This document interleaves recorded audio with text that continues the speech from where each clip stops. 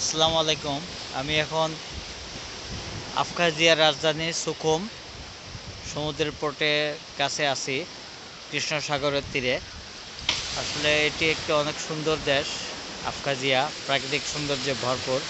একদিকে সমুদ্র, কৃষ্ণ সাগরের সমুদ্র তীর, আর আরেকদিকে হলো আপনার ককেশাস পর্বতমালা। দেশটি সমুদ্র এবং পাহাড়ের মাঝখানে খুব সুন্দর একটি দেশ আবখাজিয়া। প্রথম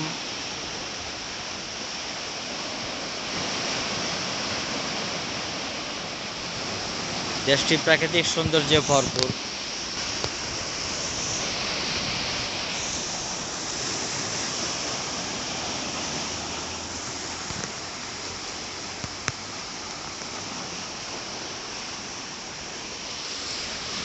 গত 2 দিন ধরে বৃষ্টি ছিল, বেরোতে পারিনি, কিন্তু আজকে সূর্য উঠেছে।